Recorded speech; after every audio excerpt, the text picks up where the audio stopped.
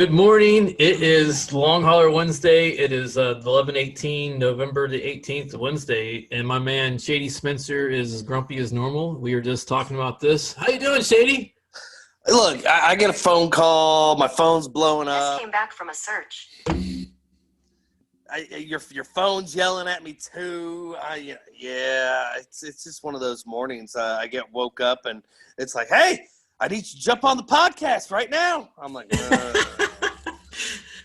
Now, I do blame that on my short-term memory. I do say that daily is like Groundhog's Day for me, to where it's like a reset, and it takes me a minute for my brain to catch up with what's going on. So, someone who used to be pretty well organized, it's hard for me to keep track of what's going on. But Wednesdays is our day that we, dedicate to long haulers, right? And we haven't really done one in about a month. So, first of all, welcome to the Dan the Messenger podcast. My co-producer here and my main man, Shady Spencer, is grumpy as ever. He is. I woke him up like a hibernation, basically, right? You're hibernating because it's cold up there, isn't it? man, it's 37 degrees here in Kentucky right now. It is cold. All that Canada air needs to go back up to Canada. Jeez.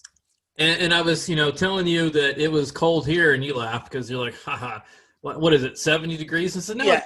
it got down to the 50s. Okay. Southwest Florida, cold. That's a joke. But for me, I'm not complaining it was cold. It helped me sleep last night. That's what I enjoyed about it. But yes, most Floridians, if it gets below 70 degrees, they act like it's a winter Arctic breeze. Oh yeah, that's true, because I do remember going down and visiting over the last years around Christmas time, and walk around in shorts, flip flops, and a tank top, and messaging my friends and stuff back up north, and like, hey guys, Merry Christmas, and they're like, fuck you, it's cold. I'm like, it's 70 degrees down here, it's awesome. But yeah. Yeah, and so we were gonna have, and I'm working on this, but we're still, let's be honest, we're a freshman show. We're working on our format. We're growing. We're learning. Right? Is that reasonable to say, Shady?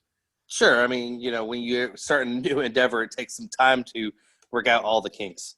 And I did have a gentleman in Texas that is a clinician, frontline worker of this, that was going to jump on, and that's why I wanted you on, because it isn't just my voice. All right, people get tired of hearing me. And I'm sure they get tired of hearing all of us after a while when we talk about COVID-19, because we get that fatigue, right? That's in the media. They know that as, put a different name on it. It can be election fatigue, hospital fatigue. We just get tired. It's human nature. Is that correct? Would you agree? Sure. And sometimes I just get fatigued because I'm tired, like right now. And then I push you and go, hey, will you please jump on? And you do. And I feel bad right now that our guy's not on, but he's booked. Hopefully we can get him on, because Wednesday is dedicated to long haulers. Why have I been saying this all along, Shady? What's the point of the show is to help get information out there, correct? Right. And, and there's so much going on right now all across the world with COVID-19. And, in America, we're starting to see every state, all 50 states, numbers are going back up. And, a lot of it has to do with, people are getting tired of being around it. People are tired of hearing about it. And they want to get back to their normal lives that we had, a year ago when COVID-19 was just kind of starting. So, a lot of the states are now putting restrictions, like even more restrictions. Ohio yesterday announced they're going on a 21-day lockdown and curfew.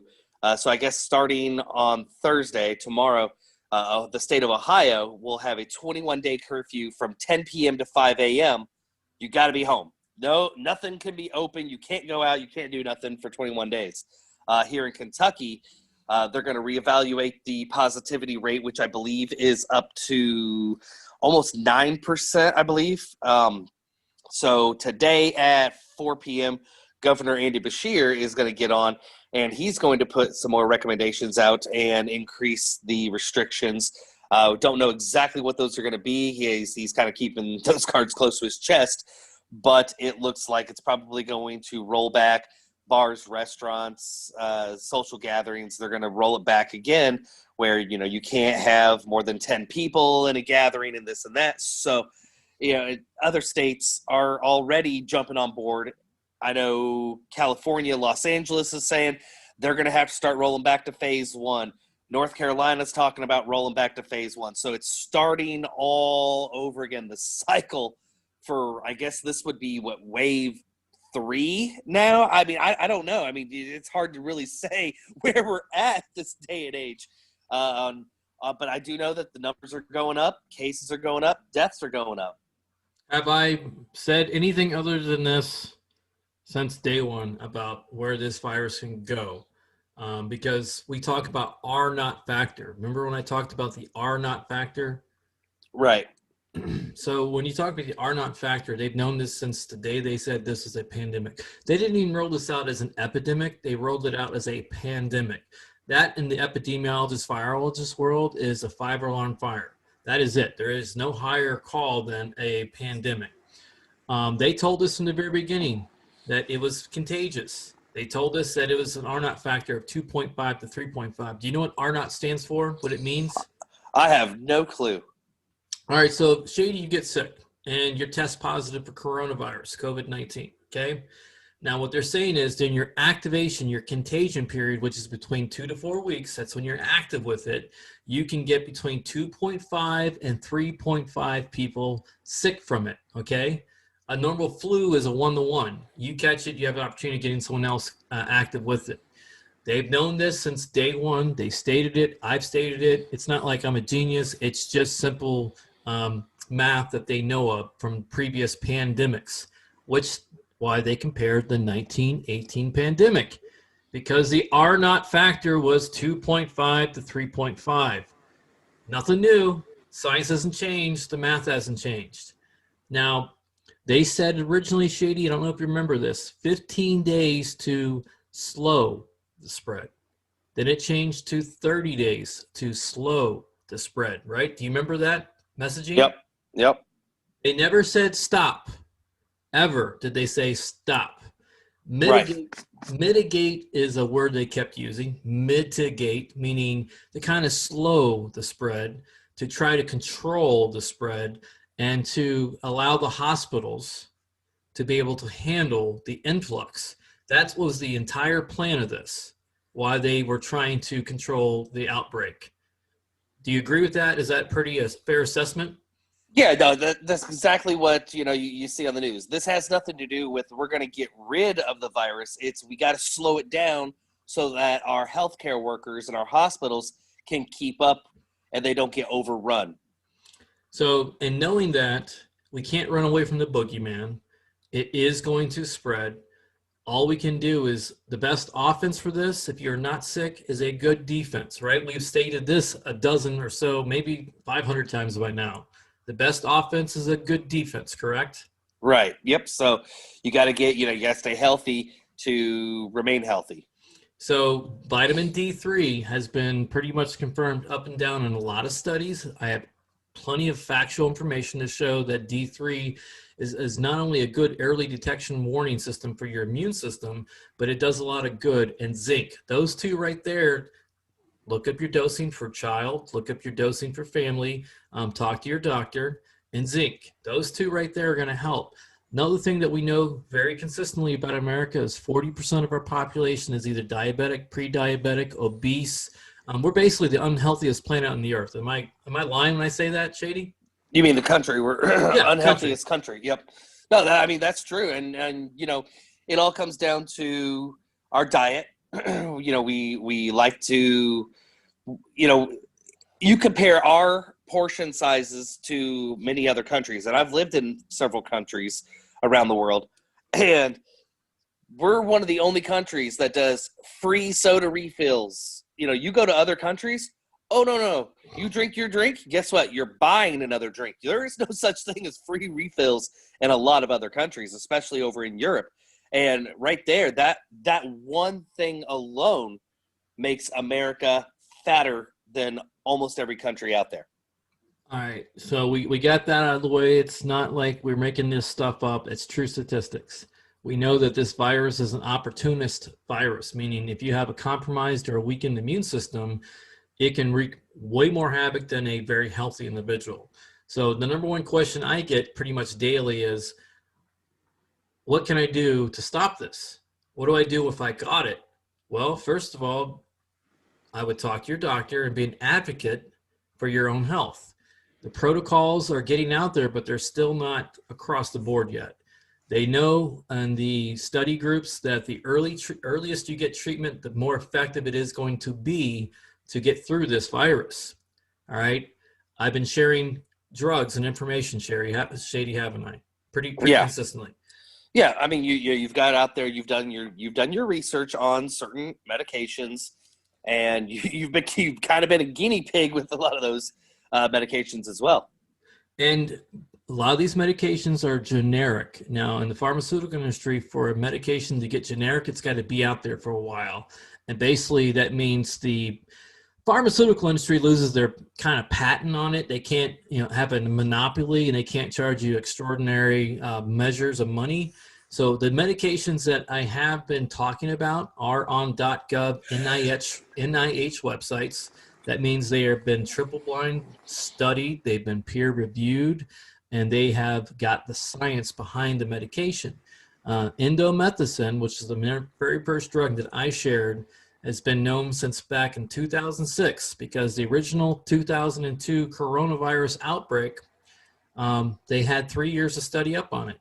And they found that indomethacin was a very potent antiviral shredder. Now, all that means, Shady, is the virus gets inside your cell, it takes it over. It's kind of like I say, going to the bar. And imagine me and you and 20 of your drinkinest friends, Ed Fish, let's say, we go into the bar, and we get Ed behind the bar, and he's just pouring Jaeger bombs like he would. And now the whole gang, there's 100 of us that are just tore up.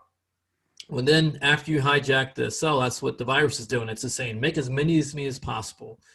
And then once you fill up the cell, it goes, okay, guys, party's over, go on. And then imagine another 100 of us just keep taking over cell after cell after cell, doing the same thing. Eventually, the body's going to have a hangover because it's taken over so many of your cells that your defense mechanism, your immune system, has to attack. You can't just allow drunks to run around, hijacking cells in your body. So that's what's going on. Indomethacin or chloroquine is what they call an antiviral shredder. They're like the special forces going in, sorry, no more fucking Jaeger shots for you guys. You're shut down. That's what an antiviral shredder does. It goes and shuts out the replicating factor of the virus. Is that understood? Does that make sense? Sure. Yep. All right. So now you say you're 40% of America that's unhealthy. Now, statistically speaking, African American and the Hispanic population is 4 times more susceptible to this virus. Known issue, known fact. It's not made up. So, African American community and our Hispanic community, listen up. We're here to help. We're not here to cause anything other than giving you good information. Now you have a virus. Now, what normally happens when you get really sick? You go to the hospital, doctor, and they give you what? A Z-Pack. Right. They usually, for virus, there's a difference between bacterial and viral. And bacterial, obviously, you can treat with antibiotics. Viruses don't really get treated to get rid of it. You treat symptoms. That's my understanding. That's how the doctors have explained it to me. So a Z-Pack or antibiotic, or penicillin, they're also kind of like the backup for your immune system. So let's just say you've got 100 people riding in your club, they don't want to leave anymore. Well, it's like calling in the backup for your immune system, because your immune system can only produce so many white blood cells and can only do so much before you have a lot of underlying issues. So the antibiotics and the Z-Pack kind of give it a little backup.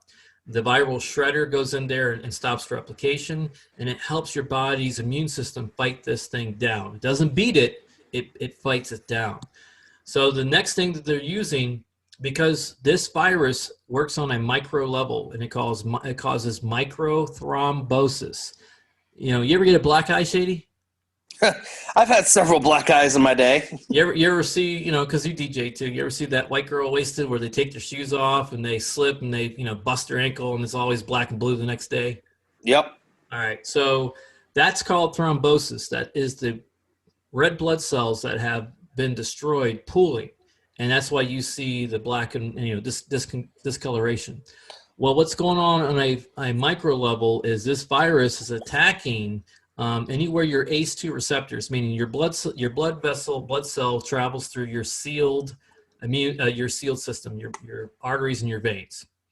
And well, when it's traveling with blood cells, that means it's carrying oxygen and glucose, right? You get that? Oxygen and glucose, because you need to have a spark and you need energy on all your organs to survive. Does that make sense?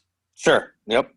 So while this virus, which is 10,000 times smaller than a red blood vessel, is traveling through your entire pulmonary system, it's hitting your organs, your kidneys, your lungs, your heart, soft tissue areas, your bowels, your linings, inner linings, and it's smart enough to hide within small, because it's 10,000 times smaller than one red blood cell.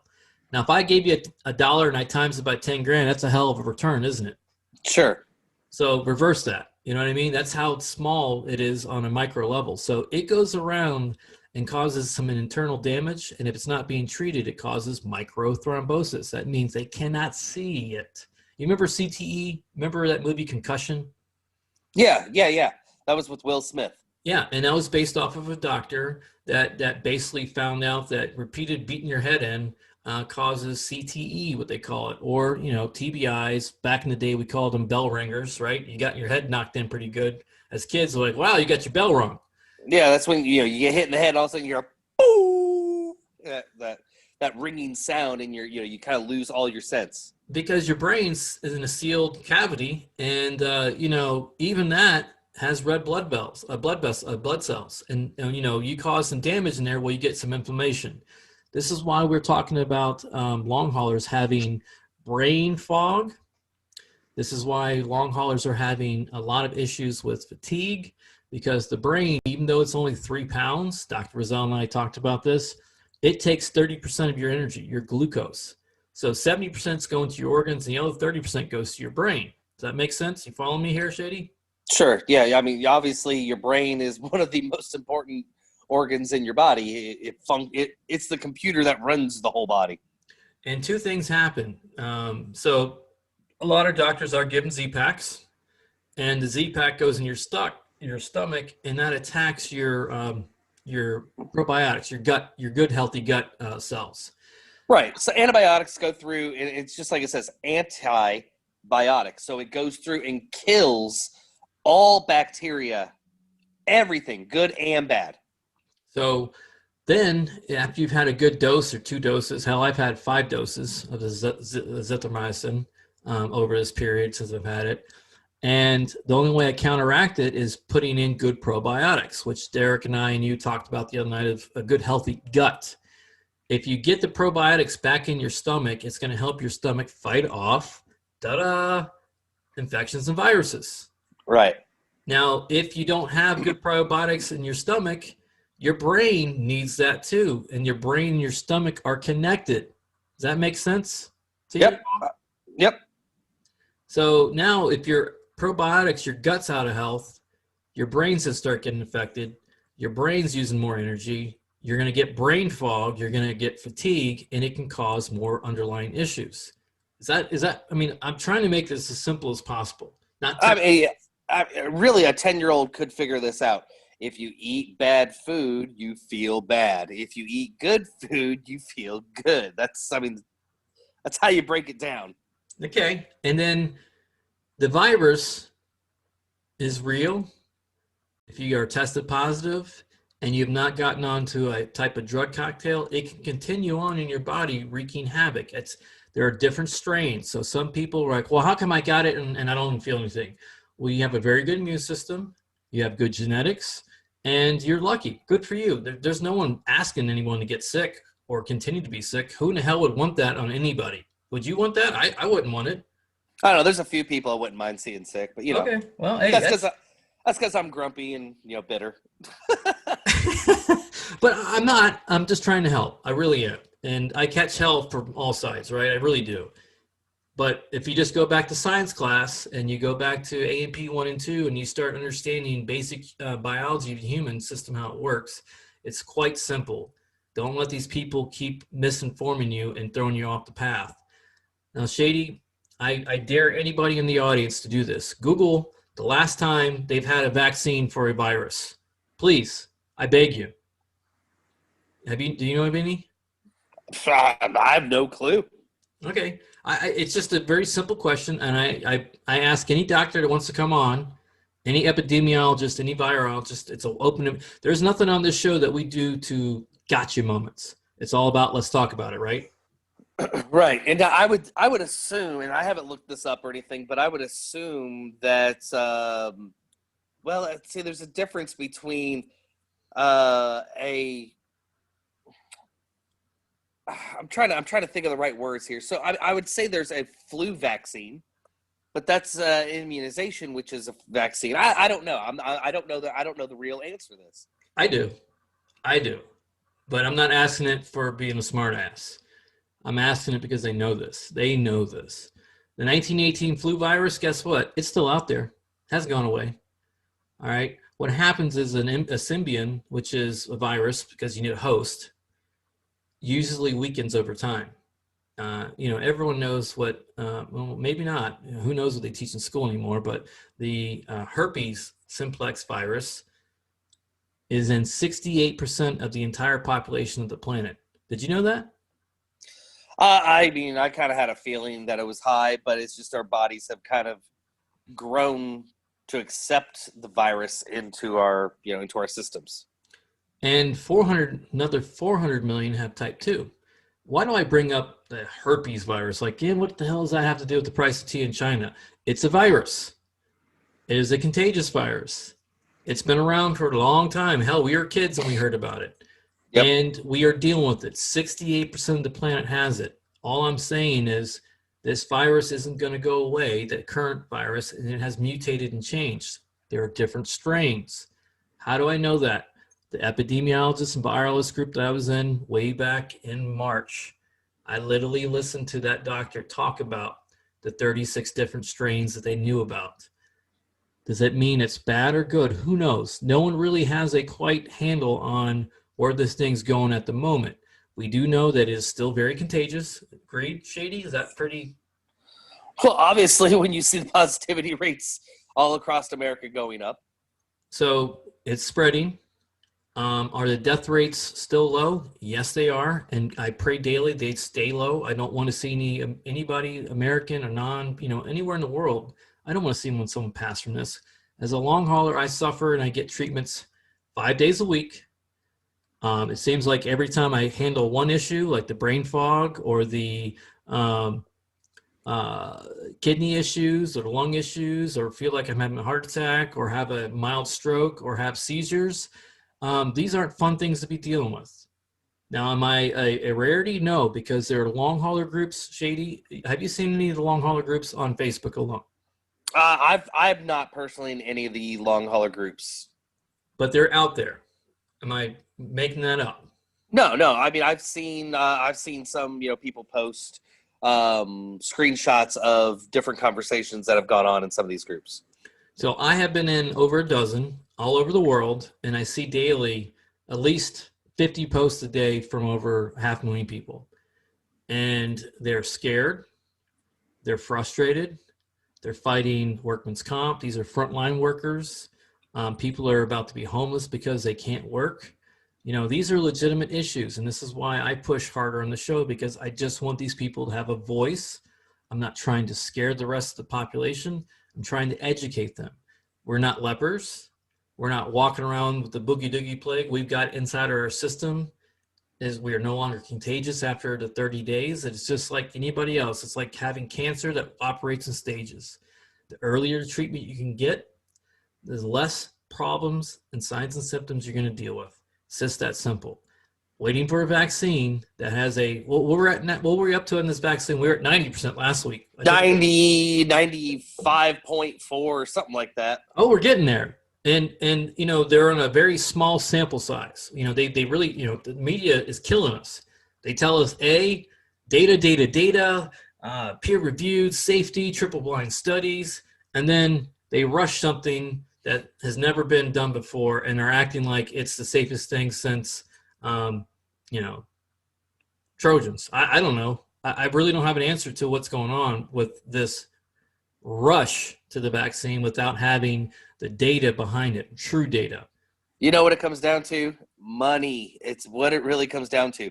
And, the media has put this fear in the world, and the the results of that fear is people are like, get a vaccine, get a vaccine, get a vaccine. So now all these companies are forced to push something through that hasn't truly been tested enough to know if it's effective. Now, you have been in radio and entertainment for over 20 years. I would say you have a very good connection with a mass swash of the public audience. You see different points of view, and I think we're both saying the same thing. The American people, for the most part, ain't having it. They don't want nothing to do with this vaccine right now because they're scared. Is that a fair assessment? That is a fair assessment. I mean, personally, myself, I don't necessarily want to get this vaccine until it has been proven that it works and that it's not going to, 6 months later, all of a sudden you have different issues from the vaccine. Now, I'm not one of those anti-vaccinator thing. My kid, I sent him in to get all of his shots when he needed them. I went, got all my shots when I needed them. But those shots have been going around for decades. They've done lots and lots of testing on these. Something new pops out and it's rushed through. You don't really know what you're getting because this could have side effects 5 years down the road, and we don't know yet. And as being prior service, you and I both got in that line, and I don't know how many shots they gave us, but that peanut butter shot they can stick in their ass because I don't know how many. That's one thing, they take that little silver gun and all right, line up, pull your shirt sleeve up, and they just go down the line, pop, pop, pop, pop, pop, and they hit, 100 soldiers in 2 minutes, and you have no clue what they're putting in you. And it's not just one. You're getting hit with those little gun air blaster shot things, whatever they're called, 6-7 times in, a 10-minute span. And you have no idea what they're pumping in you. Hell, I had the anthrax shot. Anthrax. I'm like, come on. And they didn't even tell us until after they gave it to us. So I remember when I was in the Army, they gave us the first round because I believe it was three or four. I don't remember now. It was 3 or 4 series of shots you had to get for anthrax. And, the first time you come through, they gave you those shots. And you were like, damn, what was that? All of a sudden, man, your arm swelled up. You thought your arm was going to fall off. It started discoloring. Skin started flaking off. Your hair started falling out. And you're like, well, I don't want that shit anymore. And guess what? You got 2 or 3 more coming. And man, it's the same thing. And eventually, I think they realized that anthrax shot didn't keep you from getting anthrax. So it's it's the same situation. They called it Gulf War syndrome back in the day, and GI crud is something any vet has known about. It isn't a matter of if you get sick; it's when you get sick in basic. And that peanut butter shot, no one will ever forget the peanut butter shot because concrete became your biggest asset. Literally, you'd find a corner and rub your ass for about 15 minutes trying to get that thing worked out of your butt. Remember that? Man, your entire butt cheek turned into like one big giant rock. It would hurt so bad if you touched it. Man, you dropped to your knees. I remember all those shots. I mean, that was forever ago. That was in '96 when I got all that. But it's like you said, in basic training, it's not a matter of if you're going to get sick. It's when you're going to get sick. I was in oh gosh, what they call it?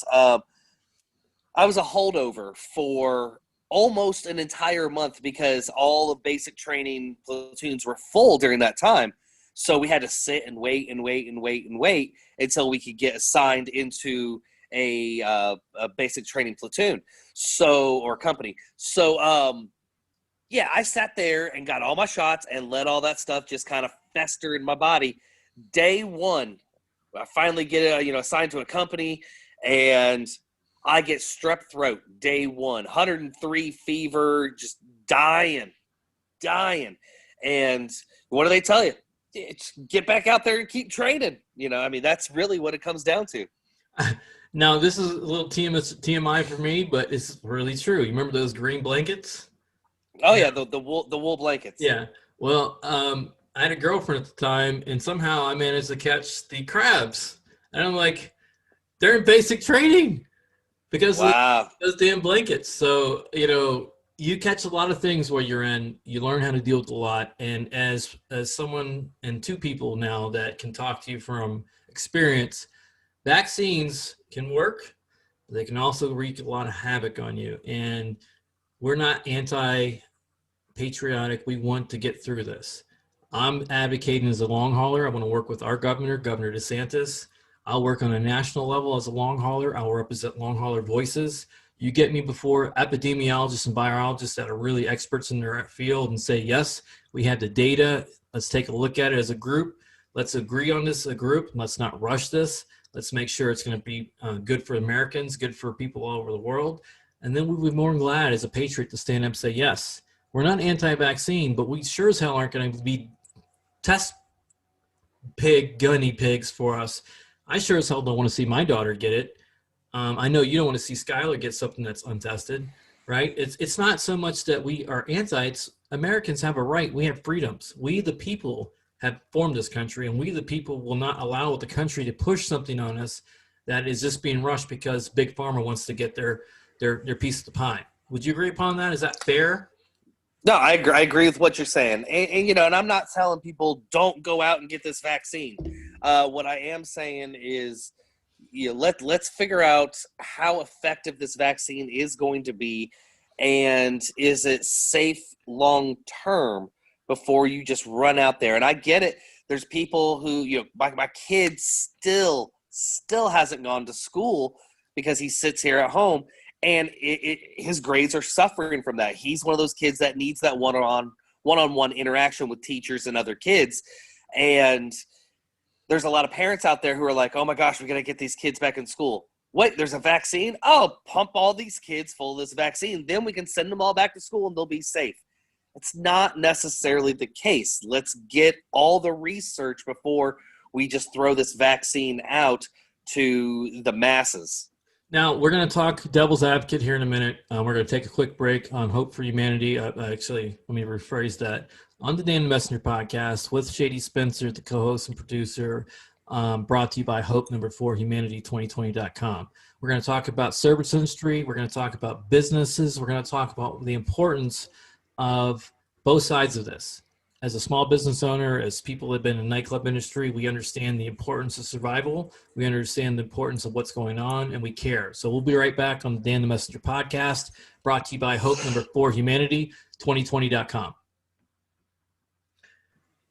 Welcome back to the Dan the Messenger podcast, brought to you by Hope number 4 Humanity 2020.com. Joining us is our co-host and producer, Shady Spencer. We were just talking about vaccines. We were talking about efficiencies of what can happen with an untested or unproven inoculation. And, both of us being prior service and having been given certain vaccines that we weren't even basically known to give until they got it. We know what can happen. So we're just trying to talk from experience.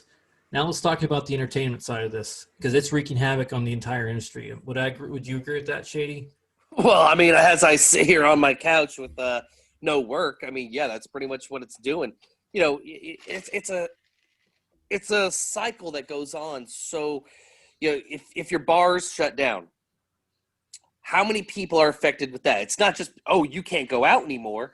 It's all the people that rely on a paycheck, the service industry people. You've got bartenders, security guards, barbacks, cleanup crews, DJs, dancers. You've got so many different aspects of people who rely on one nightclub to pay their bills. And if you shut down all of the bar industry, and then you shut down all the restaurant industry. That is a huge, giant chunk of the working force in America. And in Florida, we are a hospitality state. You know what that means, Mm-hmm. right? Sure. I mean, it's a tourist spot. So, I mean, people come there to experience things they can't experience in their own, in their own states or cities where they live. Now, I can tell you, as a small business owner of someone who owned one of the most famous nightclubs in Fort Myers, I dealt with the 2009 pandemic.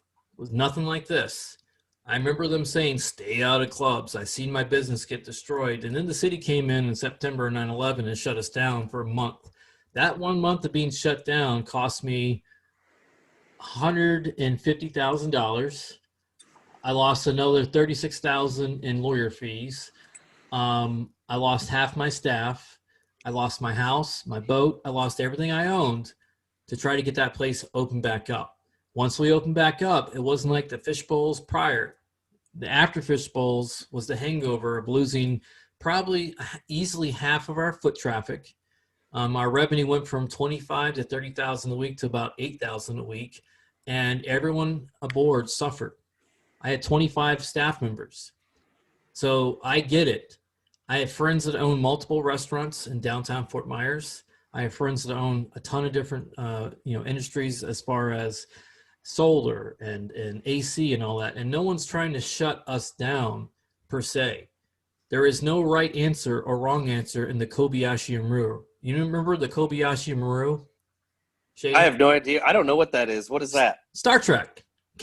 Captain Kirk. He in number 2, and even in the reboot, they brought this up. It was a no-win scenario. Basically, you're surrounded by the bad guy. All your systems are failing. How do you get out of the situation? And there is a no-win. It's called the Kobayashi Maru, and Kirk beats it. The only one who ever beat it. And Gotcha. they never really tell you how he beat it.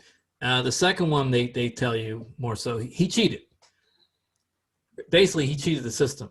And I'm not saying this is a no-win scenario. I'm saying it's a very complicated matter.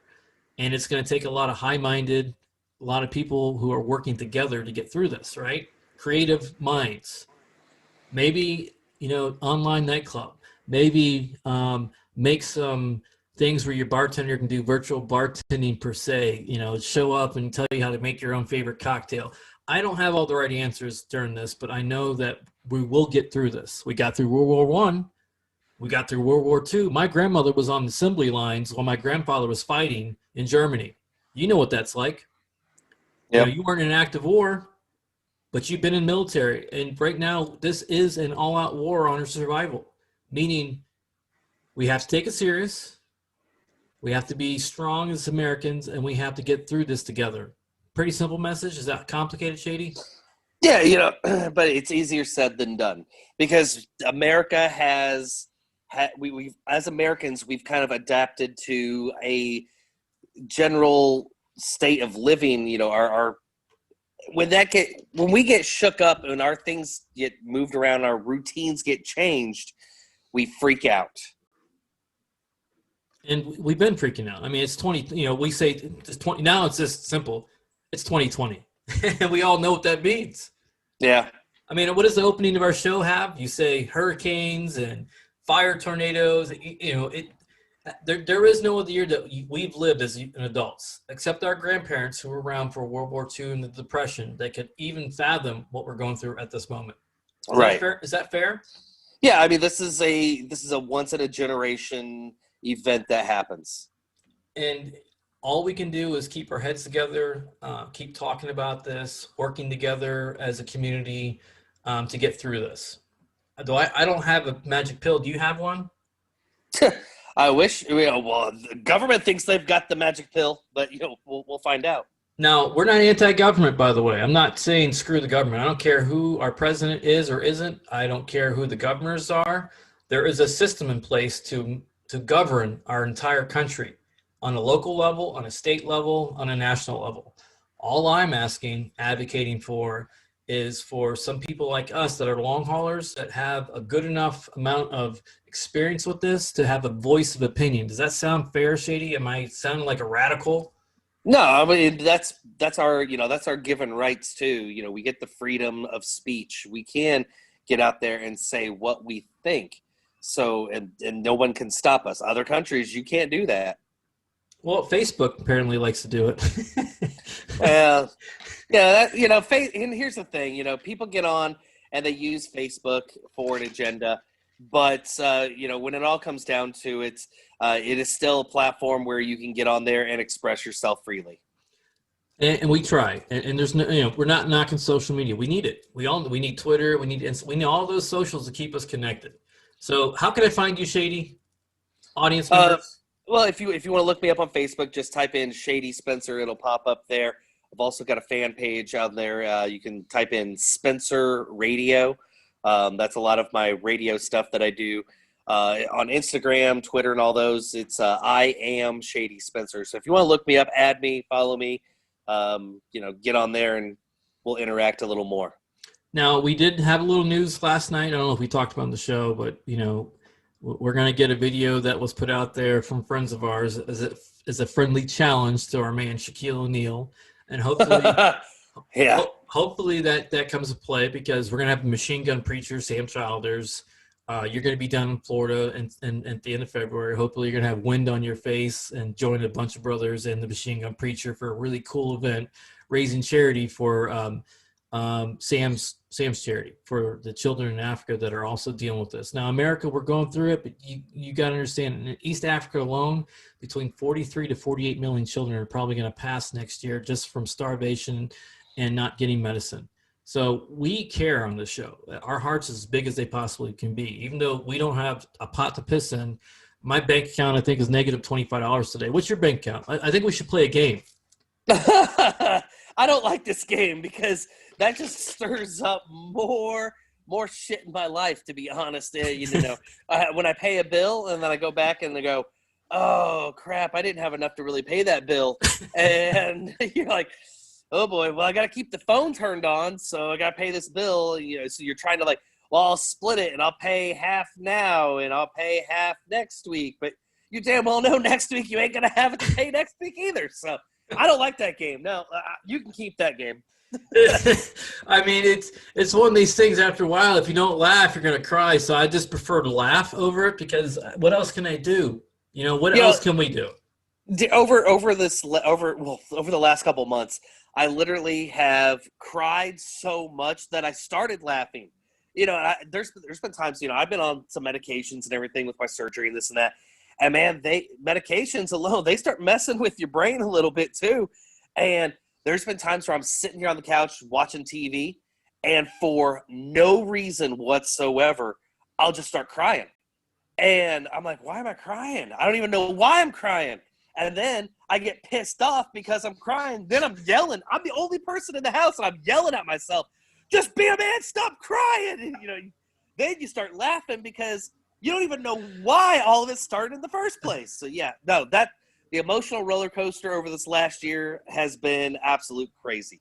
Now, women are going to be laughing at us, going, "Ha ha ha!" Now you know what we feel like 3 or 4 days out of the month. Oh, But see, you went there. I wasn't gonna go there. well, I'm just saying, because our mom squad, they would laugh at us all day long, like, "Ha ha! You guys are having a hard time. You should have our day once a week." Yeah. The three kids making them crazy all day long, coming home to the husband being crying and grouchy. And so that's why Mom Squad's is as important as Bike Lives Matter, as important as this show. Like, we're all part of the same group trying to get messaging out to unite and help us through these times.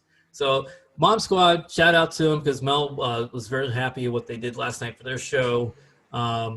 Bike Lives Matter. Like, we're going to be rolling this stuff out so we can keep building our ponds. We got a couple really big guests, not big guests, but meaning good guests coming on the show this week. We got our guy from the William Byrne. He makes those crazy hats that are customized that are all these country stars are wearing now. Did I show you any of those yet, JD? Yeah, I've seen some of the pictures of them, and I think, and I don't know for a fact, but I'm almost positive. So there's an artist that I know here, and he's a friend of our MC club, our motorcycle club, Struggle Jennings. Yes, And yes, I'm almost positive. I think I've seen him with one of those hats. yes. He just took it to him last week. I know that Gotcha. because Okay. he told me. Yeah, Yep. Jennings and what's Waylon's It's nephew. it's Waylon's grandson, I believe. And Yellow something's got. I mean, Yellow Wolf. Yep. yeah, Yellow Wolf's got a hat. So this is a pretty cool dude, man, and he's got a good story to tell. So that's our Nashville connection. We also got a guy coming on from Tactical Society. He That's the guy. That's the guy who makes those like bulletproof backpacks. Yes, the one that my friend Mac, most people know him from the Babylon Boys, hooked me up with. But not only does he do the backpacks, but he also does private ear holder. What's the word I'm looking for? CCW. Yeah, he trains people to get their concealed weapons permits. Yes. So he does a lot of good things with the society. It is our our Second Amendment right to bear arms? Yeah, we have the right to bear arms.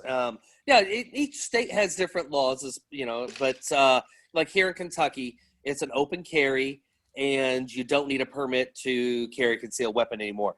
But you know, if I was to cross the state line, like say into Ohio, then I obviously can't conceal carry a weapon without a permit. So you know, you get these permits, it's so you can cross state lines, so you can exercise your right to bear arms.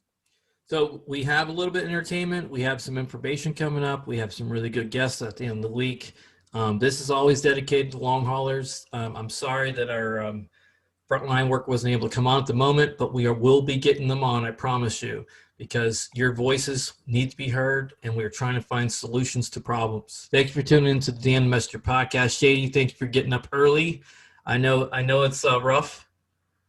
Man, I am not a morning person, you know, and I did, you know, morning show on radio for a lot of years, but that was the one thing I despised the most. If I get up before 10 a.m., I'm cranky. I'll be cranky all day now. So, you know, I poked the bear.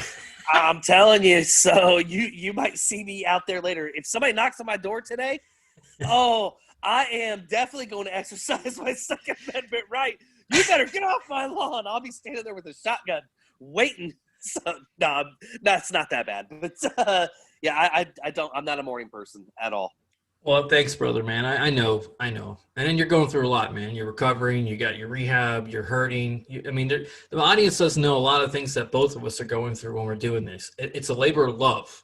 None of us are making a dime off of this. This is really a message of hope for humanity. That's why we created the charity, hope4humanity2020.com. If you want to be a sponsor of our show, if you're a patriot, if you like what we're talking about, reach out to Shady or myself or Melanie Kopko. I'll be more than glad to bring on sponsors because it's going to help the cause. It's going to help us pay some bills, and you're going to help support a show that's really trying to do good. Is that a fair assessment, Shady? Sure. And, you know, and if you just want to make a donation, go to Hope, and it's the number 4, humanity2020.com. There's a donate button on there. Click on that. It's a tax write-off. I'm just saying, so you get that money back from the government. But get on there, make a donation, so we can, you know, keep this podcast going. Now we're working on swag. You know, I need to get your face done up and some other stuff. Like, I need to get us all some of our own swag so people can order that too and show support. Hell, even a simple Hope for Humanity shirt can be enough. Just give us another couple of weeks and we'll get it out there. It'd be a good Christmas present. I'm trying. I'm working my brain, but it's failing me right now to come up with good ideas to help us generate revenue for the charity so we can help people. So I know that's part of your brain too, Shady. And I know Gentry's gave us some little ideas. If you guys want to make some donations to us so we can do some giveaways, if you want to help us build our social media platforms up, Hope for Humanity 2020's Facebook. Dan the Messenger is on Facebook. Shady Spencer, I find your public page is what one more time? Just type in Shady Spencer and y'all pop right up. So like any of us, share any of our podcasts, join us. If you want to become a guest on the show, all you got to do is reach out to any 3 of us, me, Shady, or Mel, We've got 3 different platforms. If you want to be a mom squatter, jump on for Melanie. If you want to talk about Bike Lives Matter stuff, Shady's already got the show in production. They'll be more than glad to hear from anybody. Harley Davidson, you need to be jumping on board. We got a tour coming out. There's a lot of things that we're going to be a part of. The Machine Gun Preacher, Sam Childers, they're shooting his sequel next year. What do you think we're going to be a part of? We're going to be part of solutions. Yep. So, I mean, again, it takes money to keep these things going, and that's really what we're doing. Our begging cup is out. Just donate. Like I said, it's a tax write-off. You don't lose anything. You give us a few bucks, a few $100, a few $1,000. I'll keep the number going higher. But you're going to get the paperwork, and you're going to be able to write that off on your taxes, and you get it back at the end of the year. So why not give us a little bit of your money now? You're going to get it back from Uncle Sam later. And you can be a patriot. You can help be a part of the solution, not part of the problem. You can understand that we don't have an agenda other than we the people helping the people. And Shady, even though you're grumpy and frustrated and you're enjoying that cold weather, we have been talking behind the scenes about possibly getting you down to Florida for about a year to help with the charity, to be a part of another radio station, and also maybe be part of Shack Food Radio. We talked privately, me and Gentry and you, just for a minute yesterday, but I know what your value is. I know you're one of the baddest mofos in the business. Even when you're grumpy, I would take you 7 days a week and twice on Sunday against 99.9% of the people out there when it comes to industry music, when it comes to personality, when it comes to your heart, and just you're an overall good fucking dude.